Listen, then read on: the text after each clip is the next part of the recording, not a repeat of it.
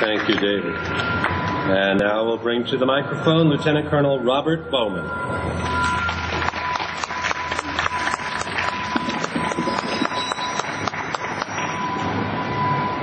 Thank you. As a pilot, I concur with Colonel Gapp's analysis of the gross improbabilities in the official conspiracy theory. And as an old interceptor pilot, I share his puzzlement over the lack of interceptors that fateful morning.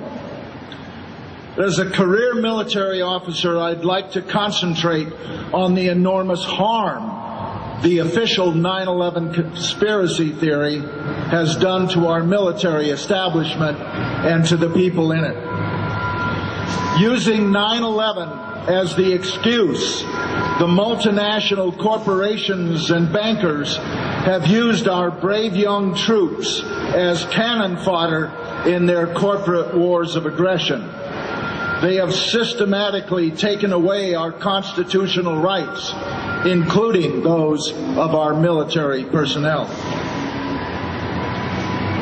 The entire war on terror is phony. And it would be even if you believed the ludicrous official conspiracy theory about 9/11. Both wars were planned before 9/11. The war of aggression against Afghanistan was in retaliation for the Taliban refusing UNICAL rights to build a gas pipeline across Afghanistan to get trillions of dollars worth of gas from the Caspian Sea to their tankers in the ocean. The military leadership knew it had nothing to do with the Taliban harboring Osama bin Laden.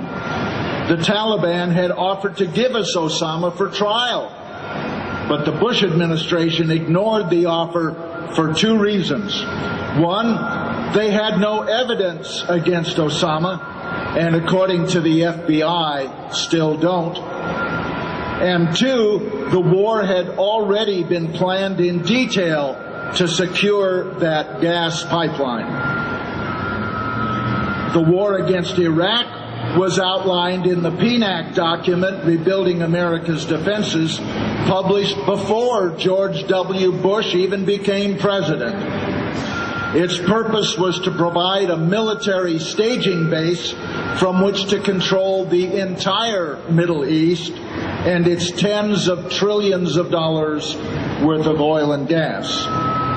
Now, the authors of that document admitted in it that the American people would never go along with their plans unless there was a catalyzing event like a new Pearl Harbor, unquote.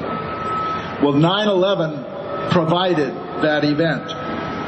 Yet they were unable to tie Iraq to 9/11, no matter how hard they tried. So they came up with a new excuse, WMD, weapons of mass destruction. It is here that we in the military saw through their charade. They had us mass 150,000 troops in one small area in Kuwait, awaiting the start of shock and awe. If our military commanders had even the slightest thought that Saddam Hussein might have had even one WMD, they never would have deployed their troops so that they could be wiped out in a single attack with one WMD. The truth is that our government knew there were no WMD in Iraq. Our people in the military were put in a horrible position. Either sacrifice their career and their freedom by refusing orders, or knowingly participate in a war of aggression against their oath of office and the Nuremberg principles enshrined in the Uniform Code of Military Justice.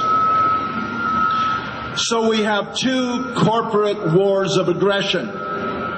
Wars in which we are making the same mistake as in my war, Vietnam. We are fighting the people who live there What has been the result? About 5,500 of our finest have died. The lives of 40,000 of our injured soldiers will never be the same. Tens of thousands of our young men and women have severe psychological problems because of what they have seen and what they have done. Hundreds of thousands have been poisoned by depleted uranium and will suffer lives of pain and disability and will father thousands of children with severe birth defects. Our military services are depleted and demoralized. The VA system is underfunded and overwhelmed. The National Guard and Reserves have been subjected to tour after tour, disrupting lives for even the lucky ones who return unscathed. Jobs have been lost. Homes have been foreclosed. Marriages have been destroyed. Children have been estranged. And for what? We have alienated our friends around the world and made new enemies. We have created thousands of new recruits for Osama bin Laden, whether he's alive or dead. And we have further endangered the American people, and all because of 9/11. You know, there's massive evidence of a cover-up with respect to 9/11 itself. I've spoken with both Governor Kane and Congressman Hamilton, the co-chairs of the commission, and they both say that there are outright falsehoods in the final report. Never mind all the omissions. The report over which they had no control. It was written in the Bush White House by Philip Zelikow. Now, when you combine this with the confiscation of videotapes, audio tapes, black boxes, and other evidence by the FBI, it is clear that regardless of who was responsible for 9/11, the subsequent cover-up was itself a conspiracy involving elements of the Bush White House and the intelligence establishment. To prevent further 9/11s, we must get to the truth about all those involved in the last one.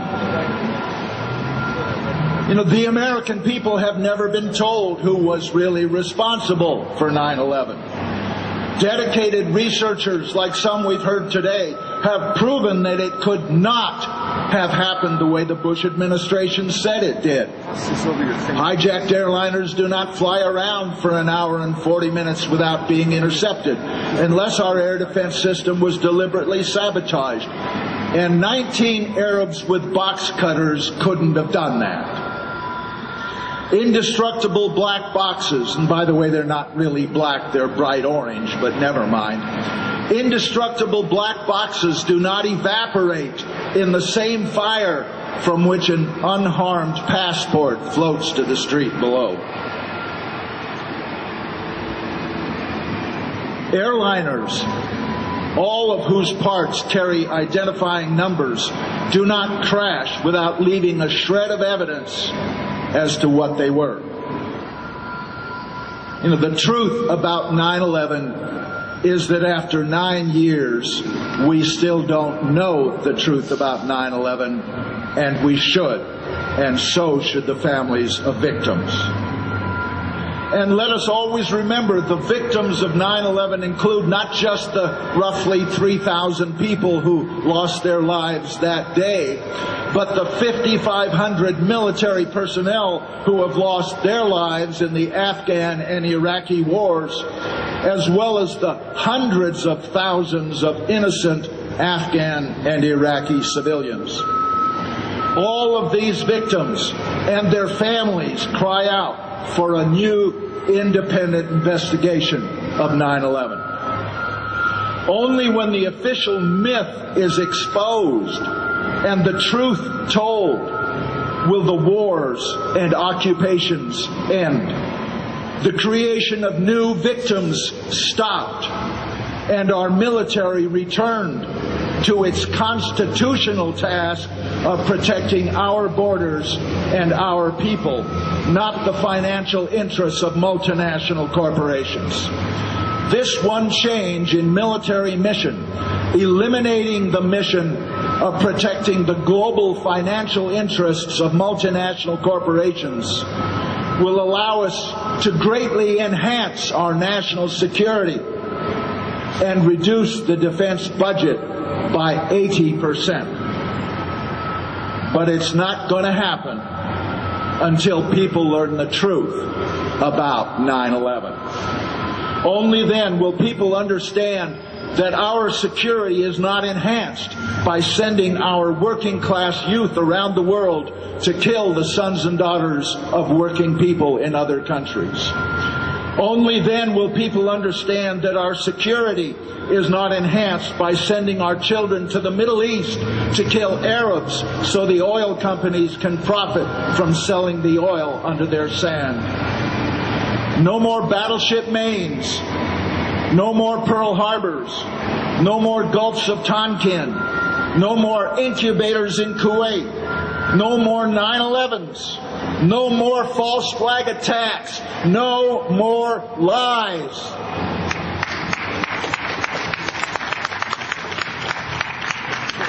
That's fine. As a 100% disabled combat veteran, I say the best thing our government can do for us is to quit making more of us. But how do we get our government to support what's left of our troops by bringing them home while they're still alive? How do we achieve a new constitutional foreign and military policy? We, the people, must reassert our sovereignty, and the key to doing that is 9/11 truth. We must expose, indict, convict, and incarcerate the liars, the murderers, and the traitors, and then replace them with patriots devoted to the truth and to service to the people. Seek the truth, and the truth shall make us free. Thank you very much.